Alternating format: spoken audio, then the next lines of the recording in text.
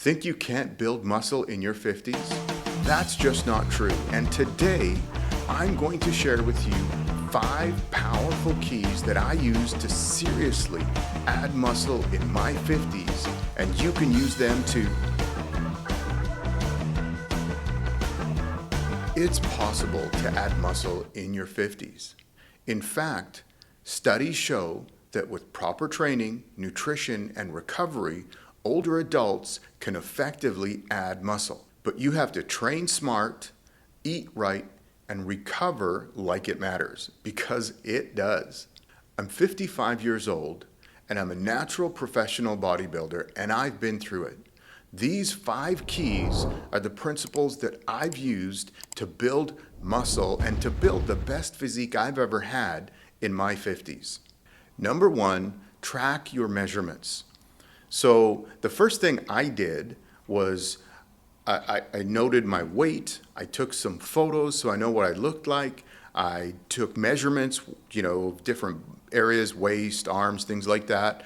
And the point is you want to be able to gauge progress, because progress doesn't happen overnight. And sometimes you may not see it, but you step on the scale 2 weeks from now and you can say, hey, I made some progress. I lost some weight.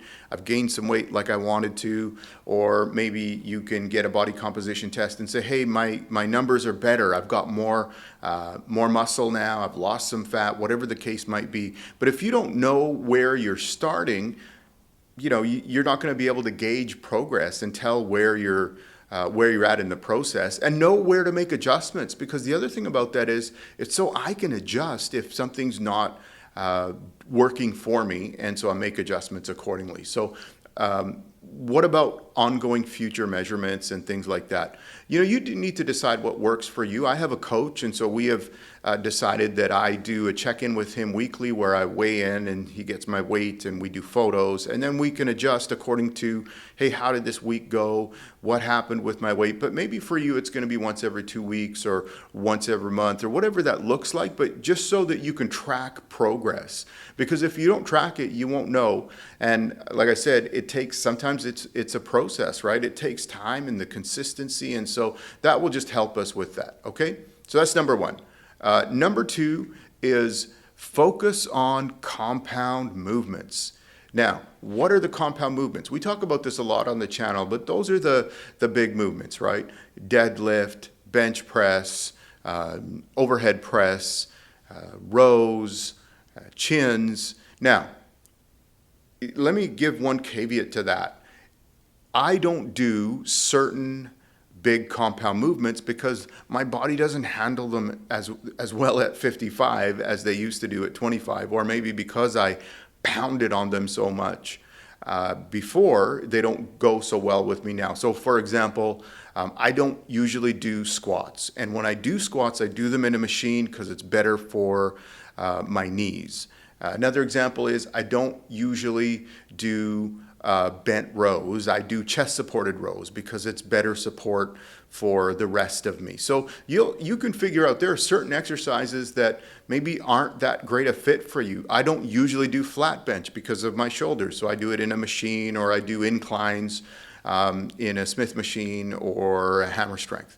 But there may be some adjustments that you need to make in that, but the big compound movements, the multi-joint moves, are vital to you being able to add muscle. And I want to add to that also that we need to make sure in that we're training with good form, without anything else. Good form, number 1 most important thing, and that will help us with staying healthy and not get injured. And number 2, we want to use a weight and appropriate intensity that will get us to 2 to 3 reps in reserve at the end of our work sets. In other words, we've got maybe 2 reps left in that set, and we're not pushing right to failure. Because here's the other thing, you might do that once or twice, but again, as we age, it's not necessary for growth. It's not necessary for growth even younger.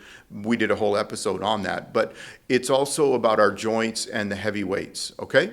Number 3, I do 20 to 30 minutes of cardio every day. Now that's enough for our cardiovascular, for the heart, but it's also not too much that it's going to start affecting our body's ability in terms of adding muscle. So that one's a real easy one. Don't really need to do more than 30 minutes if you're looking to add muscle. And you have to figure out how your body works. But I know for myself, I went through one series of training. We all go through different training cycles, mass building and fat loss and things like that. And I went through one where I removed all the cardio from my training cycle, and not only did I not feel that good, when I went back to starting to cut, it took me longer to get my metabolism moving and my body moving. So I know how my body works, but period, the science tells us that 30 minutes a day is just the baseline for a healthy heart. All right? Okay, number 4, dial in nutrition. Now, here's the thing. When you were 20 or 30, you might have gotten away with being sloppy on the nutrition. I know I did. But as we age, and especially into our 50s and 60s, nutrition becomes more and more and more important. And so we want to have quality nutrition. We want to make sure we're consuming enough protein. And the simple rule of thumb that we always talk about on this channel is it's 1 gram of protein per pound of body weight, of lean body weight, okay? So why is that so important? Well, your body's going to use that protein for the muscle building process. But the other thing that happens as we age is we have to fight through something called anabolic resistance, which means our bodies become less efficient at converting that protein and using that protein to build muscle. So the other thing that we want to do is spread out that protein intake over probably 4 meals, maybe 5, but we want to spread it out evenly over that time. So probably somewhere in the 30, 40, 50 grams of protein per meal range. And you want to be at a slight calorie surplus. So it's good to know what is your maintenance calorie number. I know what my maintenance calorie number is. And right now, because I'm working at adding more muscle, I'm eating at a slight surplus. And so we're looking to add a certain amount of weight every week with this surplus. And if the number gets too high, then we'll cut back the calories. If the number is too low, then we'll up the calories.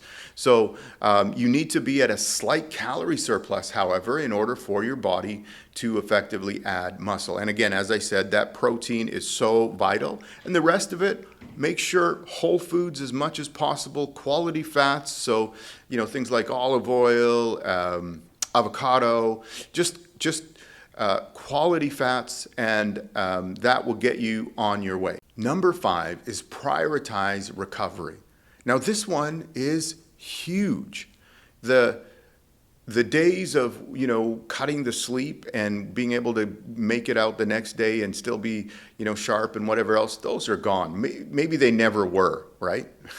As I look back and think about it. But, we want to be aiming for 7 to 9 hours of sleep every night. And I can tell you, I've really, really prioritized this over the last, probably I'm at 6 weeks now, maybe 8 weeks.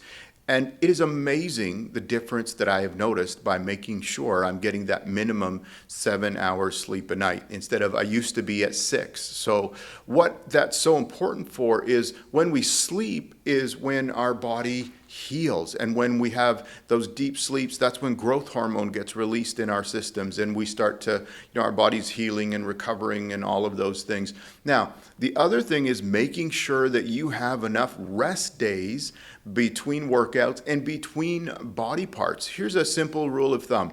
If my chest is sore and I'm coming up to another chest day, I will probably take that chest day off because I'm still sore. So if you're sore, don't go back to the gym and work that same body part, okay? And the other thing is you might want to, or not might want to, you should probably be considering some deload workouts, deload weeks. And what does that mean? That means where you take a week and we cut back on the intensity and the weights, probably 50%. Of what our regular working sets are like. And how often should you do that? You can tell by how your body feels. Maybe you do it every couple of months, maybe eight weeks, maybe it's 12 weeks, maybe it's 6 weeks, but you need to listen to your body because everybody's body's going to respond a little bit differently in situations like that. So those are my 5 keys to adding muscle in your 50s. And like I said, I've applied these in my own life, that I am in the best shape of my life at 55, that I'm competing, and I'm actually in a mass build right now because I'm competing in the UFE World Championships in 2026. So I'm working towards that now, but I've applied these principles, and that's how I got there. So thank you for joining me today. If you got some value out of this, please subscribe to the channel and take a minute and like the video. And if you know some people that you say, hey, there's some people that need to know this, that what's possible at 50 and 55 and 56 is not maybe what people think. So thank you for joining me today. Appreciate your time, and we'll see you next time.